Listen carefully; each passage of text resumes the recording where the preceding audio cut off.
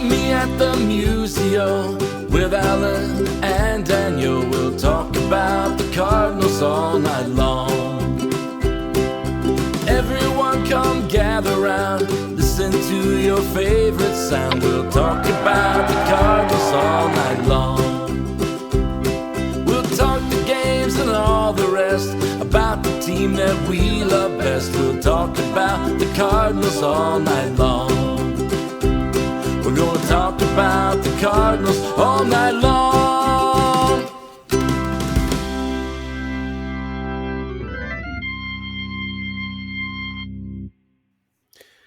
Welcome into another edition of Meet Musial. I'm your host, Daniel Shoptaw at C70. Alan Medlock still doing the baseball thing, still doing all the things that go along with getting a season ready. So we are joined this week by Ben Clemens. You'll know him from writing over at Fangraphs. You can find him on Twitter at _Ben_Clemens. Ben, how are you tonight? I'm doing great. How are you? I'm doing all right. Before we get into all this Cardinal stuff, talk a little bit about how things are going at Fangraphs. I know you've been writing quite a lot of things. Looking at your list, you haven't had to worry about the Cardinals much, which is probably one of the first times. I mean, I guess as a writer, you kind of maybe envy the beat writers some years, but probably not last year at all. Yeah. It was, I got into writing about baseball from writing about the Cardinals. And so just for as long as I can remember, that's been kind of just it's just part of my writing. Mm-hmm. But it's always been great, right? Because they're always awesome. It's, I always joke, my wife's a Brewers fan. And she was like, oh, yeah, the Cardinals are our rivals. And I was like, oh, we don't actually think the Brewers that way. And she's like, yeah, that's why you're our rivals. This is kind of the first year where it hasn't felt like that. Even it's like I started writing in 2018, I think, which was not a huge high for Cardinals baseball, right. Kind of in the depths of the not reaching the playoffs for a few years. But I don't know. It just felt like they were due. It was going to happen.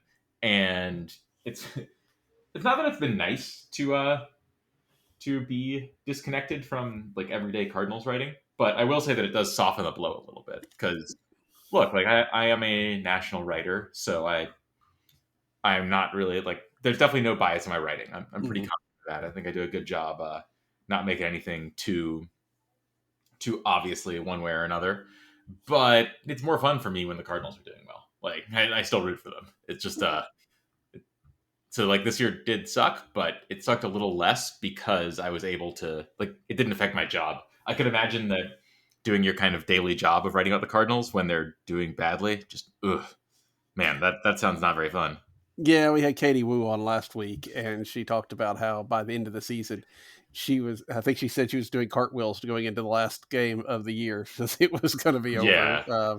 At least for a while, obviously you pick it back up, but yeah, it's hard. It's hard. And so, and I guess, the national broad thing does allow you to, one, not get caught up on anything, but two, it lets you kind of write about whatever you want, whatever you get interested in. You're not really tied down to anything. Yeah, I mean, that's basically the pitch that Fangraphs gave me. I mean, I like working there. I used to work at Viva Alberto's work. I mean, I wrote there for free because it was fun and I like writing. Right. But write about what you want is... Well, okay, it's not exactly write about what you want, because if I was I just want to write about only the Cardinals, they'd be like, well, no. Right. You're supposed to cover all of baseball. This is not all of baseball. And that's fair. But I've really been enjoying kind of getting to take a broad look at things. And one underrated thing is, it's just true that whatever your work is work. Mm-hmm. And so I kind of enjoy the fact that often when I watch a Cardinals game, I'm just watching it for fun. I have watched a lot of baseball in my life, and so I'm, always watching to see what's going on. It's just kind of, I can't turn that part of my brain off. Right. But I do make an effort to tell myself, this is for fun. I'm going to talk to my dad about this game. Maybe I'll call him while I'm watching. I'm not trying to figure out exactly what anybody's doing or make sure try to come up with an article idea, essentially. Right. I'm not doing that. I'm just watching it to enjoy myself. You're not taking notes. You're not rewinding. You're not. Yeah. I mean, sometimes I'm rewinding. I'm a big like casual sports rewinder. I love saying like that play was awesome. Did you see it? Why aren't they showing a replay? Let's go back. But I'm not rewinding there's this quote that Roger Federer said a long time ago that I really enjoyed, just because it really kind of explained what he's like. And he said they asked him, "Well, Roger, do you watch tape?" Because it was getting very big in tennis at the time. Right. And he said, "Well, yes, I do, but it's mainly for my own enjoyment." And that's kind of how I feel. Like I'm watching the tape of the Cardinals, but it's not to write about them. And sometimes it is, but mostly it's not. Mostly it's just because I like it, because I grew up like that. Which is good. I mean, you get to keep that fandom while still being in baseball. So it's great. Do you find yourself? I mean, you're right. You're not covering the Cardinals. You're not covering any team. Do you find yourself starting to, trying to make sure it's spread out when you're covering teams? Like, hey, I haven't written about the Rangers in a while. Maybe I need to go look for something that they're doing. I mean, within reason. Like, if I wrote 6 straight articles about the Giants or something, not even 6 straight, just a few straight, then I would try to balance things out. But there's no quotas. Like, I'm not worried I'm not writing enough about the Royals. If they're not doing something interesting, I'm probably not going to write about them. I will say that I watch a lot of games during the season. I try to watch like a game a day, at least.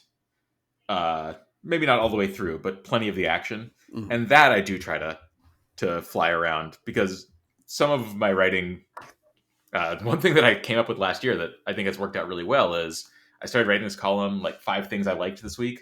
Mm-hmm. And the idea is just like, here's 5 little things in baseball that I watched. And that is much less like doing analysis and, how will this guy start hitting for more power? That's kind of my like bread and butter, is like statistical analysis, but that's boring. Like, let's be honest. It's interesting, but doing that all the time gets old. And so I think it's a lot more fun to write about like I'll give you a great example. I was watching a Cardinals game and ended up writing about it. Wilson Contreras pulled off a really good bluff. The Brewers were like killing the Cardinals, and they tried that whole like steal second, steal home, like delayed double steal deal. Mm-hmm. And he just like stood up and didn't do anything and started walking out towards second. And the Brewers got confused. And I think it was Mark Canha, although maybe not. I'm kind of forgetting. Maybe it was Joey Weimer. Somebody was stuck between first and second, just embarrassed themselves, hung out to dry. The guy from third didn't score. And I was like, well, this is great. I'll just write about this. I don't really want to do any analysis. Like, this play was fun. So when I'm doing that, I do try to watch games for as many teams as possible, kind of try to keep it balanced. Because if it was really like, what does Ben want to watch today? Then it would be all Cardinals and Giants games. I live in San Francisco. Or like all Cardinals and West Coast games. And look, honestly, like I can get away with a lot, which is one thing I love about Fangraphs. Like I write about what I want to, like you said. I probably could not get away with doing a national column of 5 things in baseball that interested me this week if 4 of them were always about the Cardinals. Probably not. No, probably not. So I balance it out. But that is probably a really kind of like a palate cleanser, right? For you to write something that isn't so in depth. It's just totally great.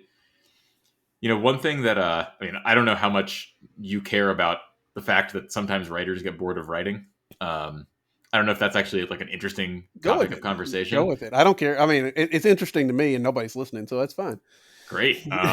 I like sometimes work, just because it's work, will get boring. Like there's just no way around it. And it's been very helpful to me that like I don't need to do the same thing all the time, because I think I'm pretty good at like taking a bunch of data and coming up with some like marginally interesting conclusion for baseball. Like I don't know, I got a lot of practice doing that, but it does get boring.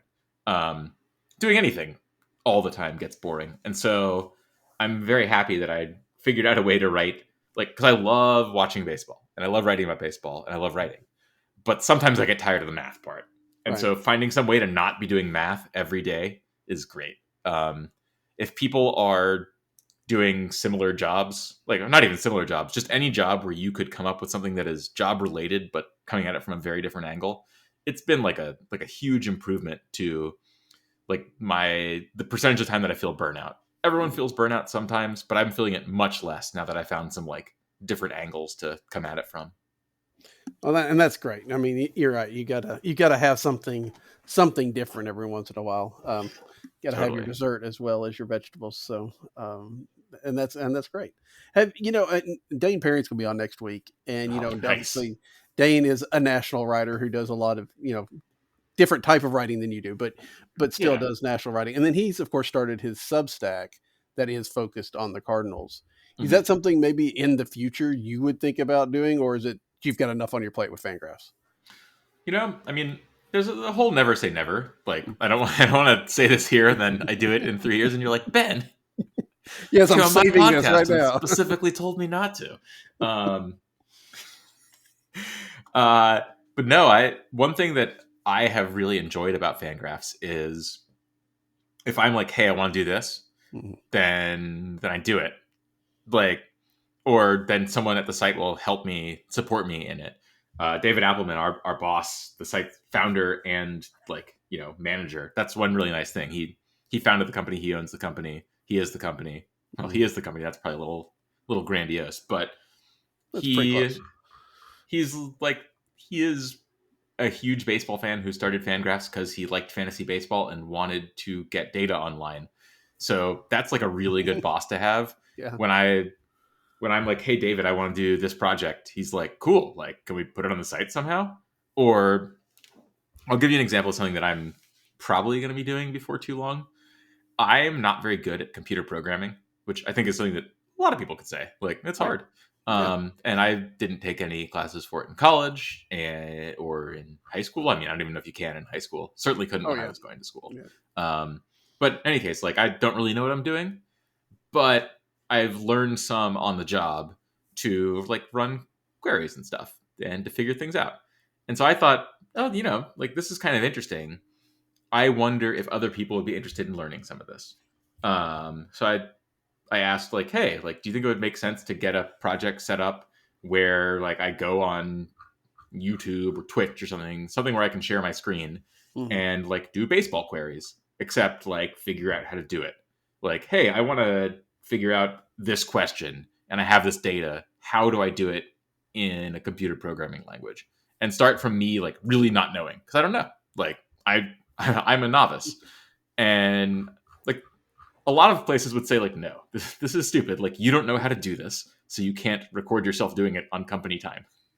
like why would that be acceptable? But Alpman was like that. It was like that sounds interesting. Like should we like how do we brand this? Like will people like this? Like let's figure out how to do this as opposed to like no. So I assume that CBS is not quite as flexible of a place to work as a company that has 10 employees. Mhm. True. That's probably fair. So I can totally see why Dane is doing that. But honestly, like it's just I don't feel the desire to go somewhere else because man, like it's just so easy to get things done at Fangraphs. Like if I want to do something, we do it. It's really cool. I can't really say it better than that. Is that it's a great place to work, and I totally see why people are increasingly writing Substacks. I will probably subscribe to Dane's. Sam Miller's is like I think my favorite piece of writing that there is on the internet. I got it for my dad for Christmas, or maybe for his birthday. I can't remember, but it was so good that I had to get it. I think Substack is a really cool way to get baseball information out. But I don't know. I get all the work I want to done at Fangraphs. No, and that's fair. Absolutely. Because you're right. You can do what you want to do, so that's not a big issue. Things that were not cool were the Cardinals last year. Yeah. Oh man. That was bad. How surprised were you that it was? I mean, I think everybody kind of saw some of the warning signs, but did you have any indication that it would be like the worst since '90? No, no. I was really surprised. I mean, it always feels. Maybe this is just the way that I'm a fan, but I always feel like it's going to be like a not that great year. I'm never like, oh yeah, this team has done enough. It's perfect. Things can't go wrong. I'm always like waiting for the other shoe to drop. And like I felt that way a little bit this past year, but I didn't. And then they started off badly, and I thought, oh yeah, maybe it's going to be a lost season, but not like this. It was even the first month and a half, when they were just terrible and just started off bad, and it just felt like just nothing was working. Even then, I was like, this is going to be fine. Like, I don't know if they're going to make the playoffs.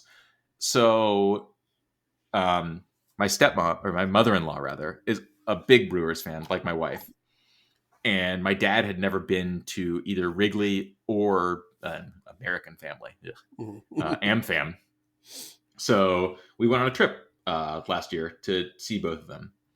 And it was really fun. The Cardinals weren't playing in either city, but we were in Milwaukee, and the Cardinals were like 4 or 5 games back of the Brewers at this point. It was in May. And my mother-in-law was just like, oh my God, like, you just know the Cardinals are going to pass the Brewers. Like, this is how it always works.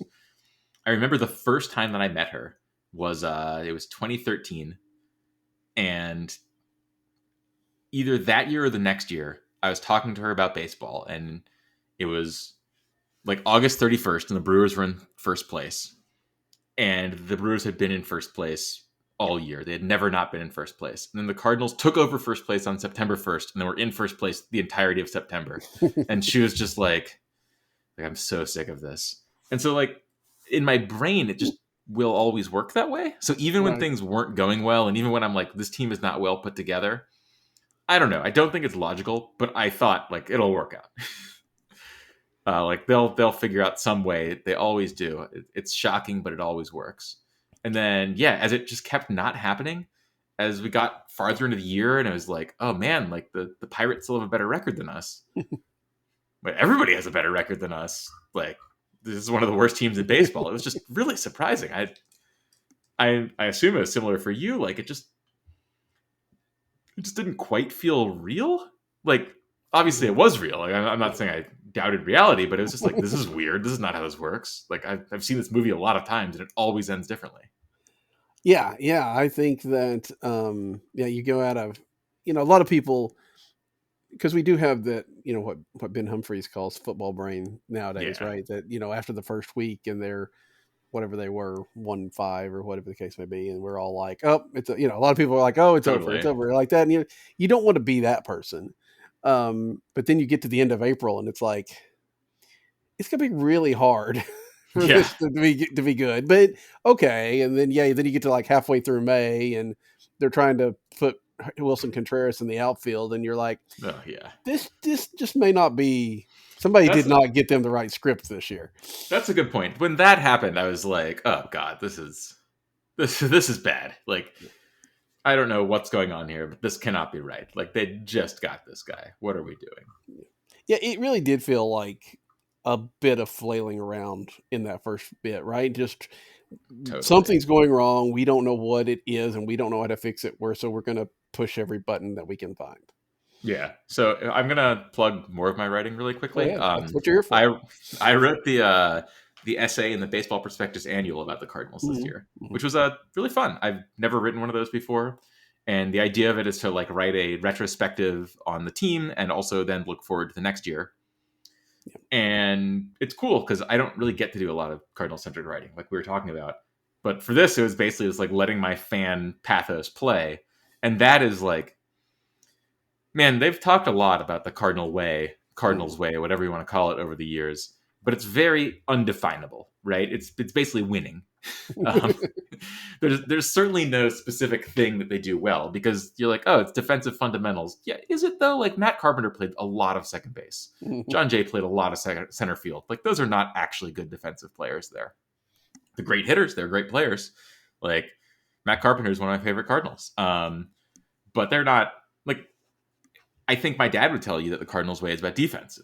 And sometimes it was, but then sometimes it was about like having good young pitching.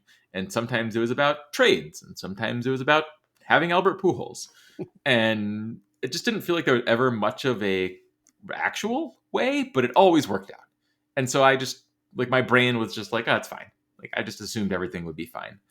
And then now that it wasn't fine once, and only once, like, do you know how lucky the Cardinals are that it's only not been fine once? Like, how lucky we are as fans. Every other team, things go wrong like every other year if they're lucky. Like, that's a good ratio. But the first time in the 21st century that I was like, oh, this year sucks, they've just been going crazy trying to figure out what the actual right way to do things is. Is the right way to do things signing, Lance Lynn and Kyle Gibson?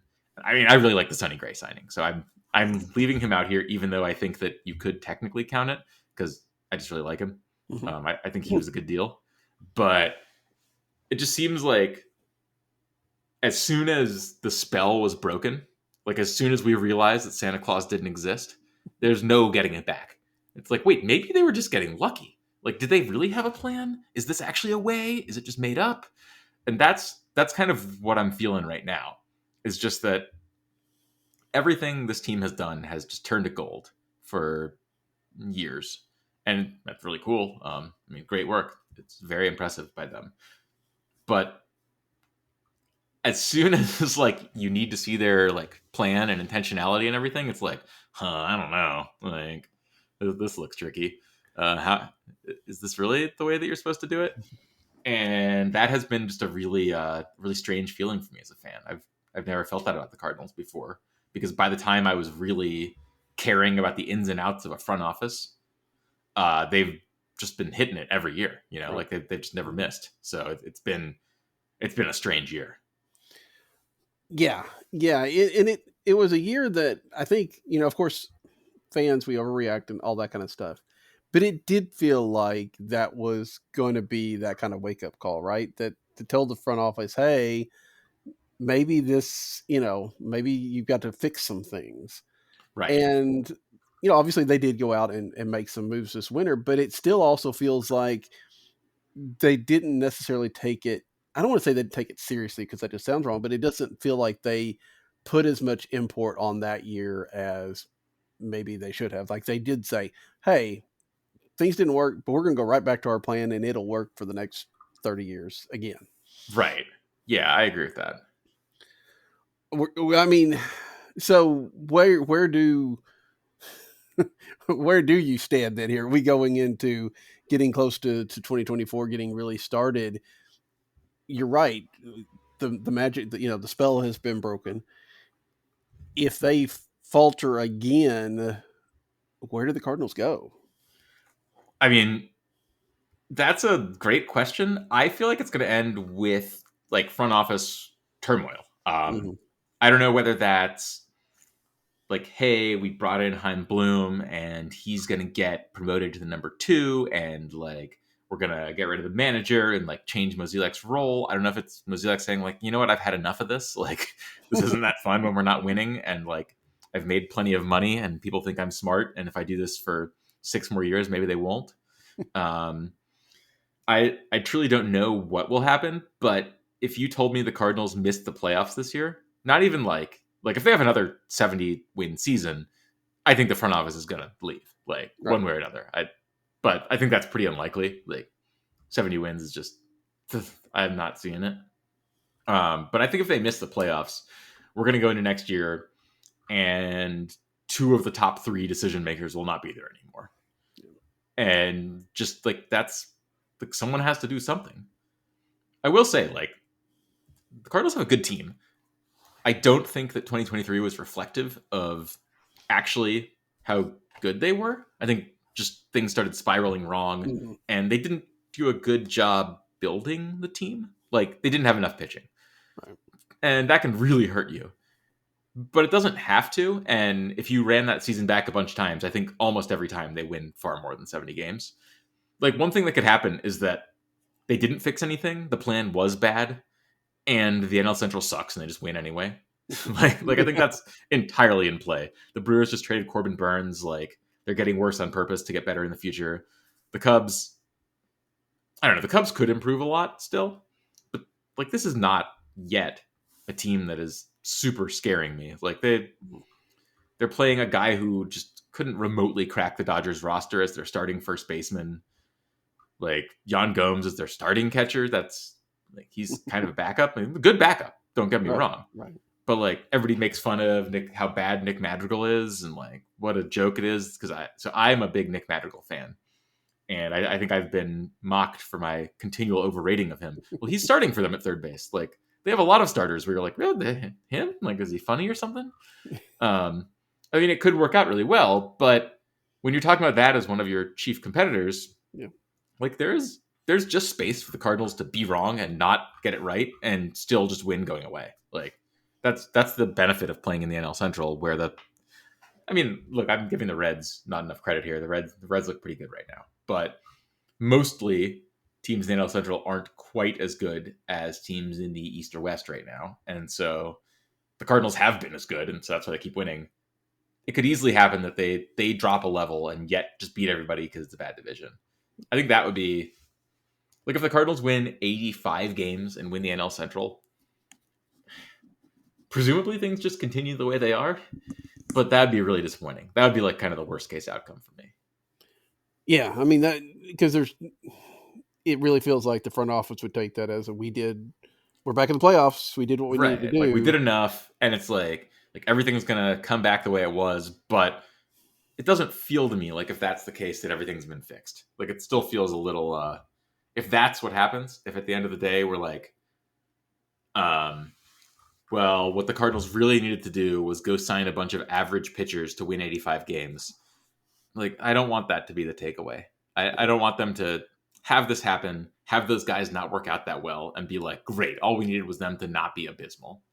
So I'm really hoping, I hope that I'm wrong. I hope that I'm wrong, and that Kyle Gibson and Lance Lynn are better than I thought, that the Cardinals have identified something in them, that, like, a lot of the young pitchers work out. Sonny Gray shoves like I expect him to. I think he's really good.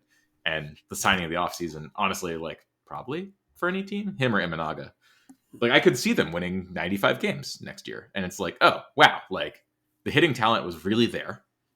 Like, there were just a lot of guys who had worse seasons than you'd expect, despite being underlying very good.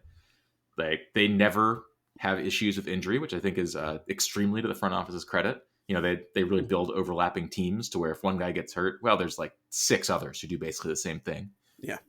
Now, Goldschmidt and Arenado haven't been hurt, so we'll see how if that's true if they get hurt. But the Cardinals are really good at building just like very clever rosters. I think that's going to continue, and yeah, like I think it's entirely possible that they just have a banner season this year, that the pitchers that they picked up are better than I expected. I hope that's what happens, but I don't know. This is the most I've been like, I don't trust the front office.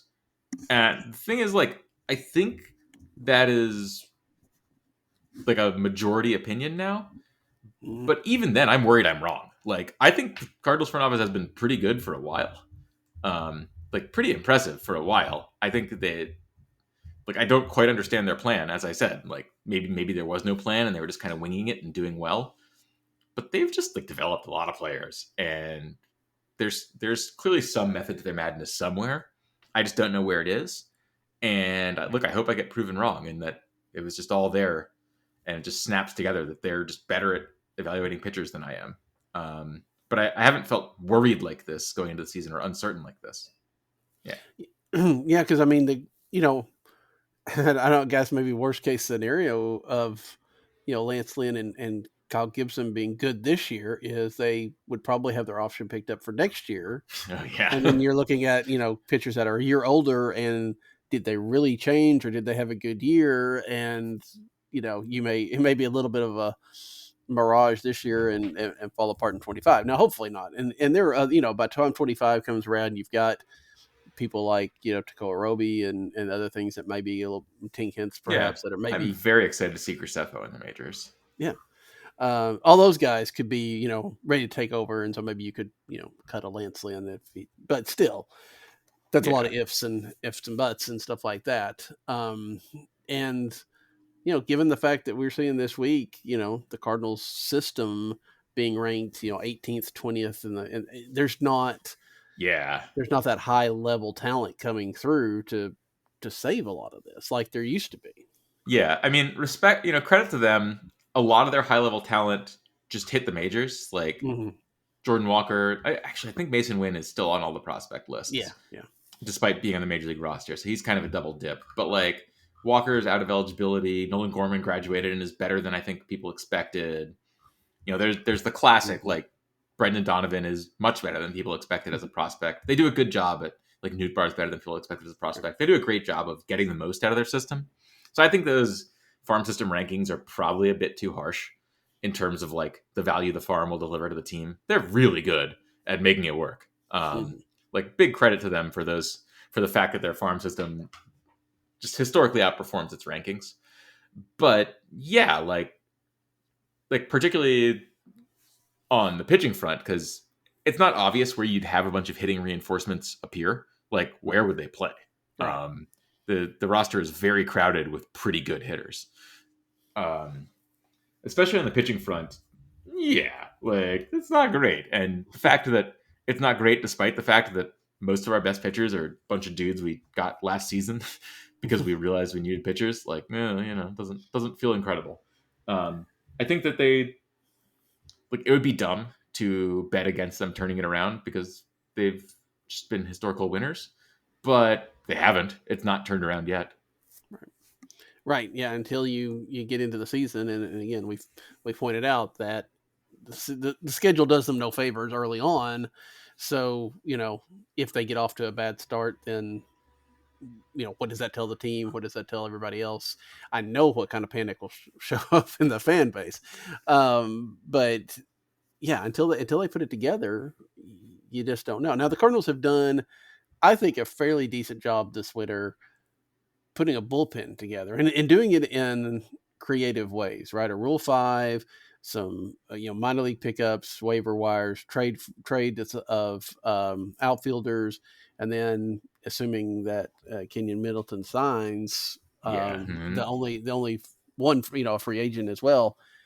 But nobody at the Josh Hader, nobody with the huge commitment or anything of that nature. Yeah. It really is interesting to see how they've done this and what may come of it. Yeah. I mean, I have bad memories of Cardinals bullpens. The first game I went to, I've never been to newest Busch Stadium. I went a ton to Busch 2. And then the first time I went to the newest one was in 2021, maybe 2022. 2022, I think, actually. And I went to the game where Alex Reyes against the Braves walked 7 straight batters or something. Yeah. And I just feel like every time I'm watching the Cardinals, there's some kind of bullpen implosion going on. Every time I'm watching them and really invested. Like that one, I was there and there were Braves fans behind us, so I was annoyed. And I really wanted them to win. And it didn't happen. I don't think this team has been particularly adept, or this organization has been particularly adept at building bullpens, despite having some pretty good individual relievers. But Ryan Helsley is a real deal. I think he's one of the best 5 or so closers in baseball. And if you have that, I'm not terribly against the way they've gone around, building behind him. Gallegos, nice. I thought the Andrew Kittredge trade was incredible. I get the frustration / trepidation of trading with the Rays. Are they going to get us? Did they figure us out? But nah, come on, man. It's just not Andrew Kittredge is a real nice trade piece. That's he's a good reliever. I think that it's crazy to think that he's not. And Richie Palacios, I don't know. Was he going to get 100 plate appearances in the Cardinals this year? Maybe. Yeah, I mean, probably, but not many more than that. It was kind of amazing that he had essentially supplanted Tyler O'Neill by the end of last season, and then the Cardinals also got something for Tyler O'Neill. I think they've done a pretty good job of the little retooling trades, and that's something that they've always been good at. I think the bullpen will work out, but I don't think it's going to be the best in baseball or anything like that. So it is a little you're counting a lot on the starters being pretty decent, I think. Yeah, there did seem to be that idea of, okay, we're going to get guys that'll go to the 6th, so we don't have to have the relievers get into the 4th inning, and then those lesser innings will help these guys be good. And we'll see if that happens. Hopefully that's the case. It does feel like there's a little bit of flexibility as well. I mean, they didn't, like I said, didn't sign a whole lot of people, didn't trade. They've got some guys with options. They've got some guys that can start in Memphis and kind of come up and down and play the hot hand a little bit. Although need to kind of look at it feels like maybe there's only about 1 or 2 spots of that now that they've signed a Middleton. So I mean, I've got all that. options here actually, and that's Mhm. easy enough. Palante has 2. Yeah. Ryan Fernandez, well, that's a guy who we currently project in the bullpen. Has Well, 3. that's because he's the Rule That's 5. the Rule 5 guy, right? So he Yeah, has 3, but yeah. they don't want to use him. And then Right. John King has 1 left. So 2 kind of flex spots. I mean, Helsley has options, but he's not going down, so that's not useful. Right. Romero's out of options. That's the only rough one. Everyone else is kind of like Gallegos, Kittredge, and Middleton don't have options, but they weren't going to put them into the minors anyway. So the guys you'd want to have options do, except for Romero. And I mean, that may end up with him getting bounced. I don't know. I don't know if he's good enough to be worth always holding in the major league roster. But Palante is definitely like a classic up and down guy. I'm kind of surprised he still has 2 options left because I feel like he's been in this role for a while. But see, that's the thing, Palante's a really interesting, kind of weird one because he came up in 22 and stayed all year long. Never went back down. And then in 23, even when he was struggling, he didn't go down until, I want to say it was like August or something like that. It was late. I forgot he made a bunch of starts in 22. Yeah. So they've really liked him, and we'll see how it go. I mean, you're right. There are options, and when it comes down to the only guy you can send down, it's then you have to do it. But yeah, you're right. There's some fixed points out there, and that should be interesting to see how that works around. But and I mean that's assuming they keep Fernandez. They could try to make a deal with the Red Sox, and that's true, and all that kind of stuff. I mean, that's definitely like a real wait and see case here. Like it could just be that he is not good enough, and that a month into the season he's gone, and that would really change. I mean, that's kind of a nice thing. Like right now, his spot feels locked, but if he's good enough to deserve that spot, then it was going to be locked anyway. Right. Like if he's the kind of guy that it's worth keeping on the roster all season, then cool. Like then we want him in the bullpen, and if he's not, then like great. Like if a guy was an up and down reliever who we didn't have last year and who was only good enough to be up and down, then I'm not heartbroken that he goes back to the Red Sox. I think that's a nice thing about kind of using Rule 5 picks, but particularly Rule 5 picks for bullpen guys is look, if they're good bullpen guys, which some Rule 5 picks become, then they just stay up anyway. Like then it like the incentives are very aligned. You're never distraught to lose a Rule 5 bullpen guy because it means he wasn't that good. Right. And I mean, if you've got a good enough bullpen, you can kind of hide the Rule 5 guy, right? I mean, he can pitch in games that are out of hand or, losses or whatever the case may be, and get him his work while, not necessarily having to use him in key situations. But I think that's, and, that was one of the things the Cardinals did very early and they've made a lot of moves since then. So I wonder if the Rule 5 draft was today, if they would still make that move, or if that was right. Like, we're going to grab this guy because we don't know what else is coming. Yeah, I think it's smart. Like these are the kind of moves that I think the Cardinals are very good at is little marginal pickups. Like if they make a bunch of like not specifically Rule 5 picks, but little things where the expected gain is more than the expected cost. Mm-hmm. Like, hey, they might end up sending him back, but they might not, and it didn't cost them much. And they didn't need to like the Rays. They didn't know they were going to get Andrew Kittredge.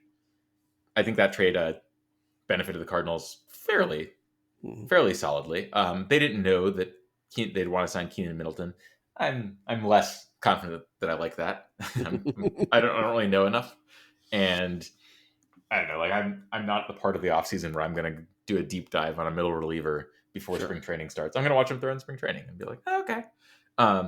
But I think that this kind of move, it's low downside. It's what, $50,000, I think, that they'd owe the Red Sox. Yeah.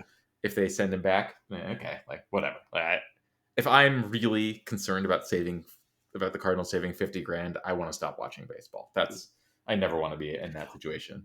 Well, and to be fair, I mean, they've already spent the $100,000 to get him. They'd get 50 back when he went back, so they're actually gating. They've already, that cost is out there. So it's really immaterial. Yeah, it's like I think for that small cost, it's like very smart to be taking these these types of bets. And I think they do a good job with that in trades, in promotions. Like they got Palacios that way, right? Mm-hmm. And then they turned him in Andrew Kittredge. Nice. I think they're pretty smart about these. This was a smart move, even if it doesn't pan out. And they'll make the bullpen be acceptable. And there'll probably be some high visibility blowups because that's kind of what happens sometimes. But either way, like I think it's just going to be pretty much fine. And if I were like taking the front office to task, it would definitely not be for their construction of the bullpen. I think that for the most part, rightly, they just don't make a huge deal out of it. Which is good because we know what happens when John Mozeliak signs relievers to big contracts. So, right. That's kind of what I mean. That's not where we want to be. Like, we really don't want to be handing out big contracts to relievers. Like Cardinals have a bad track record with it, but a lot of people have a bad track record with it. It's one thing if you're going out and getting Josh Hader, but I don't think that made sense given that they already had Helsley. And I generally don't like teams signing kind of mid-pack, like a bunch of mid-pack relievers. It just doesn't. There can be guys where you're like, yes, I want this guy badly, and so I'm going to get him. But I think if you do it as a rule, you're going to lose overall. And it really felt like the Cardinals went into this offseason not wanting to extend themselves, right? You know, Lynn's a year with an option. Gibson's a year with an option. You know, everybody else that they've signed are under control for a while, but they're not going to be making any money. So the Hader, you know, Josh Hader for 5 years, there was absolutely no way they even, you know, considered that because of the cost. And I don't know if that's, I assume that's partly because of the RSN situation and stuff like that, but I don't know if they're looking at a time where they're going to do, like, once Mo is out of the picture, either this year or next year, you know, they want to leave the roster kind of free for the next guy to be able to kind of put his stamp on it really quickly. Yeah. I mean, like the only deal that has any like combination of length and money this offseason is Sonny Gray. Mm-hmm. And his is a huge underpay. Like, so I think you're totally right that they were cognizant of wanting to generally keep powder dry and keep flexible. And also, if you're allowed to sign Sonny Gray for only 3 years at like a very cheap rate for as good as he is, like, sure, okay. That, like, I think a lot of front office management, particularly the way that the Cardinals run the team, is avoiding sunk costs and avoiding like big losers. And so that's a good reason to not extend yourself out. But I mean, Gray's deal is under market enough, I think, that like the way that you avoid a big loser with Sonny Gray is that he's actually worth like $526 or something. And he got, you know, $323. And so he's making less per year for less years than fair value. So like, even if he gets worse, you're still winning. I think that like it is very smart to, if you can, keep your commitments short and be able to move on from players who are not performing the way you expected. But also it's smart to get somebody for less than you'd expect to pay given the rest of the free agent market. And in that sense, I think you're totally right that they came into this offseason thinking, yeah, let's keep the decks clear. But Gray was just too tempting at too good of a deal. He wanted to pitch for the Cardinals. I'm almost positive he took a discount. They signed him at a time when you looked at the deal and you're like, oh, are pitchers going to be cheap? And then they weren't. Yeah, they weren't. No. It was like him and maybe Marcus Stroman and maybe Shota Imanaga, and everyone else cost a bundle. Like everyone else who was any good. So yeah, I agree with you that clearly they went into this offseason with the plan to keep things short. I would not look at the Gray trade as evidence, or the Gray signing as evidence of anything else. That's just like, come on, we going to not sign this guy? Well, and they knew they had to get a top of the rotation starter, and you can't get a top of the rotation on 1 year contract. Exactly. They got the shortest length and nearly lowest average annual value top end starter, but also not the worst one. So great. Yeah. I mean, and they got it locked up. You know, I mean, Blake Snell's still sitting out there. So, I mean, you know, it could have been a lot worse. So, I don't have any faults with the Sonny Gray. The only thing I questioned about the Sonny Gray move was why they felt like they need to sign Lyndon Gibson first. But, you know, I don't know. Like, you know, maybe, the timing was kind of weird because they were like, we're building to a big. I mean, they did. Their last pitching signing was the best. Yep. It's like it was like when the Yankees traded for Alex Verdugo and then Juan Soto later that day. It's like, well, you don't have to, like, you could have just not done the Little signing and done that like much later and no one would care. Yeah. Yeah. But yeah, I'm hoping that I'm a dummy and that Lynn and Gibson were not just let's only do it for a year because we want to keep things clean, but actually really good signings. And if that's the case, then I think this is a great Cardinals team. But I think that you were right that the reason they made those two signings was not so much that, oh, like these guys are amazing, we think they're hugely undervalued, they're going to help our team. It's that these are the best guys we can get on 1-year deals. And wanted to come to St. Louis. Right. I mean, that seemed to be that really seems to be the key. Like these guys were maybe anxious enough to do that they didn't. One, they could sign them quickly, and two, they could sign them at a deal that they didn't have to worry about breaking the bank for. Yeah, honestly, like I don't think they're bad deals. Like I think they're both like fair value. Like I'm not like, God, they're overpaying Lance Lynn, God, they're overpaying Kyle Gibson. I think that's not the case at all. Like this was the right price for those guys. It's just I wanted more. Right. But I think you're just right. Like they just wanted, they were trying to figure out who they could get on 1-year deals, and these were the guys. Yeah. I mean, I think everybody would have been happier if they'd signed Lynn or Gibson, and then use that right. other spot for like a real number 2 or number 3 or whatever the case. Somebody better than the Miles Michaelis, but yes, I totally agree. If they'd taken one of those two, and then like I'm using Imanaga a lot just because like I like him, but maybe they didn't like him. But someone of that level, like a step down from Sonny Gray. He's not as good as Sonny Gray, but a step ahead of either Gibson or Lynn. Like if they'd kind of cut through the middle a little more, I think everyone would be a lot happier. I certainly would be. Yeah, because I mean, going into this winter, it was like, oh, they need to get at least 2 guys and hopefully 3 better than Miles Michaelis, and they got 1. Right. They got 2 guys who are a lot like Miles Michaelis. Right. So Right. I mean, 2 guys that could be better than Miles Michaelis if they do well and Miles doesn't, but that's not necessarily the way you want to project your season either. So, talked a lot about the pitching side. What do you think of the offense going into this year? Obviously, it's a lot of young guys, a lot of talented guys, but it seemed to sputter a bit last year. Is that something to concern about? I mean, yeah. Like, I think a lot of being a baseball fan is like worrying about something like this that is not your real life. Like, I like getting to worry when the stakes are low.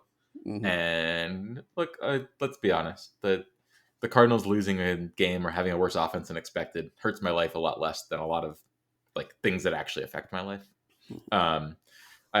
I think that's one really nice thing. Like you should worry. Like I love worrying about baseball teams because like it's great. I have to worry some amount. I'd much prefer it to be about the Cardinals than about like whether I'm gonna make rent. Like that sounds terrible. But like obviously everyone's gonna worry. I think that the Cardinals offense is going to be excellent. I thought that last year, and honestly, it sputtered, and yet it was still pretty good because they just have so many good hitters. And I think a similar thing will happen this year. Like I'm looking at the 2023 leaders. Let's go to team leaders here on Fangraphs.com, a website that I work for. I feel like I hadn't gotten a plug in for a while. And the Cardinals play in just like a terrible offensive environment, Busch Stadium, and they were still like middle of the pack in run scoring. They scored 2 fewer runs than the Rockies. That's just shocking. They scored 9 fewer runs than the Brewers, who play in a much better offensive stadium and made the playoffs comfortably, and everyone thought was pretty decent. And they had a down year. Like they inarguably had a down year, and yet, like I think they didn't like sequence particularly well. That they got kind of unlucky there, and the offense was still all right. What I am worried about offensively is how much longer will Goldschmidt and Arenado be like truly elite hitters.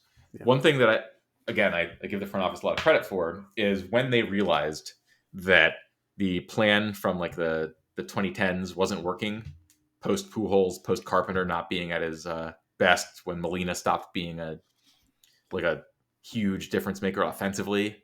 Because for 4 years in the early 2010s, he was also just like one of the best hitting catchers in baseball. And when that was happening, like they didn't need other stars. The stars was just the fact that the whole team hit. But they did a great job pivoting to the Goldschmidt Arenado like style of team, like build it around great hitters. When those guys stop being like true difference makers, and I don't think that's 2024, but I think that you could argue that Arenado was headed that way a little bit. I don't read a lot into Goldschmidt being worse in 23 than in 22 because he was just outrageous in 22. Mm-hmm. I'm like a little more worried about Arenado's game just because I think there's a little bit less to cushion it. So much of it is based on like the fact that he's just like, for a guy who swings so much, he just crushes the ball. He like never strikes out and also hits the ball on a line a lot. So when he's like, if that trails off, I think you could see his offense getting worse kind of quickly. And like, that's what happened in 2023. So that worries me. I'm not really worried about Goldschmidt. Like, I think he's just still going to be good. But in 2 or 3 years, that's kind of the thing about the offense that worries me. I think they've done a really good job of developing good hitters. Developing great hitters, I don't know how much of that is actually skill and how much of it is just like right place, right time. Right. Like, how much credit do you give the Cardinals for developing Pujols? Like, not zero. Definitely not zero, but like not that much. How much credit do you give the Astros for developing Yordan Alvarez? Like okay, some, but no. Also, like, that guy's just a freak. Like, have you seen him hit? He's so big and he's so coordinated, and he knows whether the pitch is gonna be a ball or a strike. Like you just sometimes you just get lucky. I know like Kevin Goldstein, who used to work for Fangraphs, was the Astros director of international scouting at the time, and he had seen like when they traded for Yordan, and he had seen him like, but he was a 15-year-old or something, and he was like, I think this guy's interesting, and they traded him for like, they got him for like a somewhat interesting reliever, Josh Fields, and it wasn't like candidly, Kevin was not like, we knew this guy was going to be just an absolute terror. He's like, yeah, like I liked him a little bit and we got lucky. Like, that just happens. Sometimes you get lucky and the guy's just a stud hitter. That hasn't really happened with anybody on the Cardinals yet. So, like, to some extent, that's worrisome. Like, Jordan Walker, like, maybe could have been that guy and maybe will be that guy. I don't know. I'm hoping that the Cardinals kind of, roll, I don't know, double sixes or whatever the equivalent is, on hard 8, whatever you want to call it, and develop another like just amazing hitter. But I do think that there's a real threat to the team when the way that it's built now, which is like 2 just absolute towers on offense surrounded by like average hitters, makes a good offense. Well, that doesn't work as well when you don't have the 2 absolute beasts. So I'm hoping they can replace those. I mean, just no idea if they will. I think that is just, like I said, just pure luck to some extent. Like, it's pure luck whether your prospect turns into just like an absolute crusher. And the Cardinals have not had a lot of that luck recently. That's why they traded for Goldschmidt and Arenado, because they weren't having their hitters, and RIP to Oscar Taveras and everything. But like, maybe it'll happen again. But that's kind of the long-term worry to me, is that like this team has done a really good job of scoring a ton of runs, but a lot of that has been because they correctly identified that they didn't have any stars and went out and bought them. Right. So how do they get in the next set of stars? Yeah. And I mean, it does help that they have a higher draft pick this time around if they use it well. They've been pretty good at their draft picks. I'm very impressed by the who is it? Randy Flores? Randy Flores. Yeah, very impressed by the Randy Flores era of like just finding guys who work. Mm-hmm. Yeah, and I think that helps.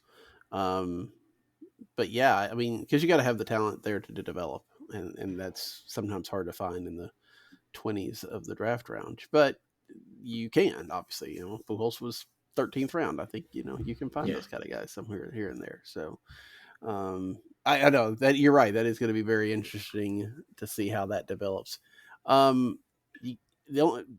I think about the offense and I start thinking about Nolan Gorman's back. Is there any concern with you that that's a chronic issue that he's going to have to deal with constantly? Or is it something that as he can do his, his training and everything like that, strengthen it, figure out how to be better and not have that flare up as often? Yeah.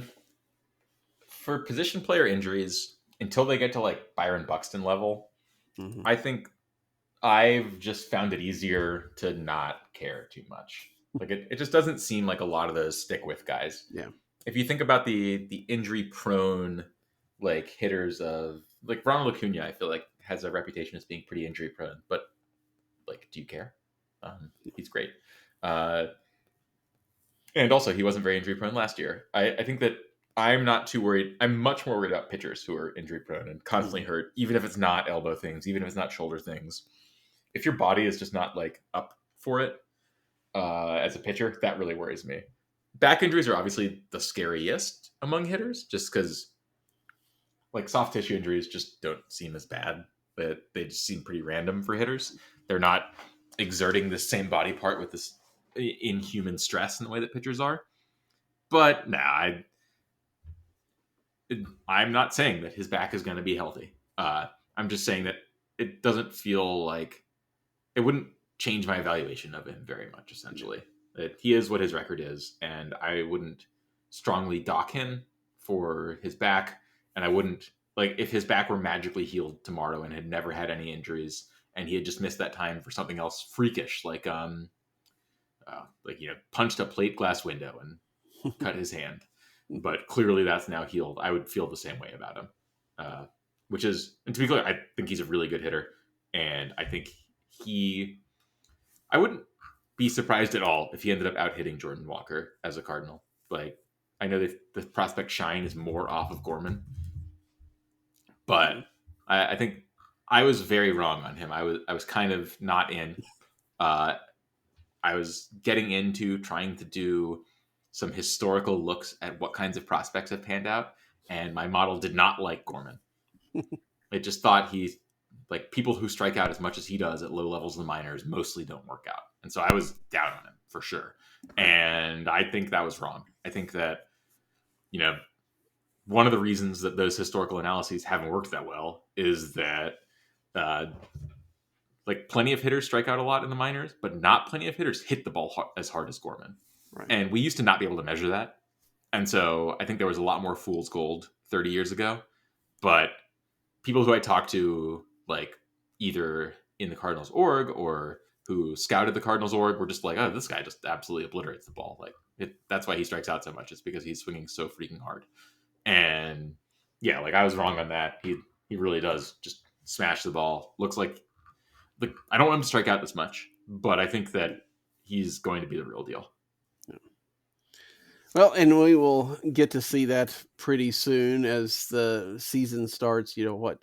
Less than 2 weeks now till the opening of camps. Is there anything in particular you're looking forward to seeing out of the Cardinals in Jupiter? Maybe even the first couple weeks before games start. Yeah, probably not the first couple weeks before games start because I just won't watch that much. But my favorite Cardinal thing to watch is Mason Wynn playing defense. Mm-hmm. And so I don't really care about spring training games that much. I think that the competition is so uneven that I'm not that excited to watch Sonny Gray pitch against a bunch of like low A guys who got non-roster invites. I'm very excited to watch Mason Wynn just like absolutely rocket the ball. That's what I'm going to be watching spring training for. Like a little bit of seeing home runs from guys I like, but a lot of defense. And he is my favorite defensive highlight in the majors right now. His arm is just amazing. Yeah, I watching spring training last year, that was easily the highlight. Not, he had a good offensive spring as well, but some of the plays that he made, not only, just the arm, but just some of the heads up plays. Yeah, he's a really like intelligent defender too. He's fun to watch. And sometimes he's spinning and you're just like, why is he throwing this ball? And it comes out of there hot. And like, that's just great. Yeah. He's just a joy to watch. I think that, of course, anytime you're playing St. Louis shortstop, you get compared to Ozzie Smith, right? That's just the nature of it. And usually that comparison doesn't come off well. But he brings the flair and excitement to that position that Ozzie did, even if he does it a different way. Obviously Ozzie didn't have the arm that Wynn has, totally. But I think that there's a comparison to how exciting it is to watch them play. Yeah. The reason that I am as much of a baseball fan as I am is Ozzie Smith. Like There's no ifs, and, or buts about it. When I was like, I'm 38 now. I was born in the middle of the 80s. And my dad got me this. I mean, God, I think it was like a gas station video, but it was called Ozzy, That's a Winner. Mm-hmm. And it was him like advertising for something that I completely forget, interspersed with defensive highlights.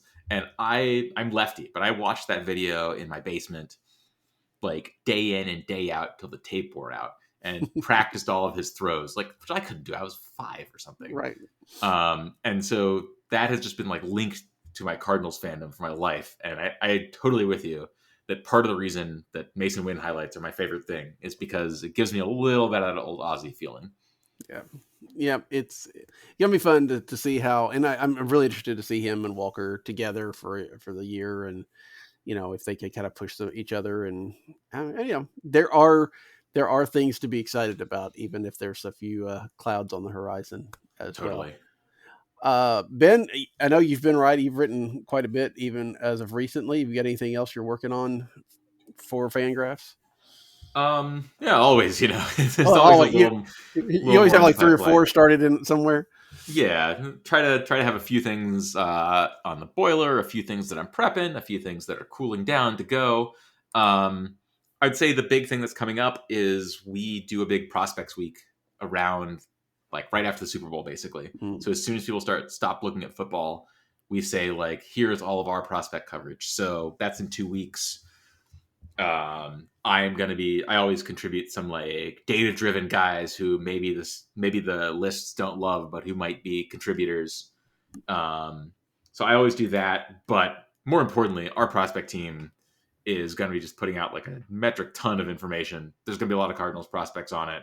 And I always think it's like one of my favorite times to read of the year, because I don't know enough about prospects. And there's I read everybody's stuff.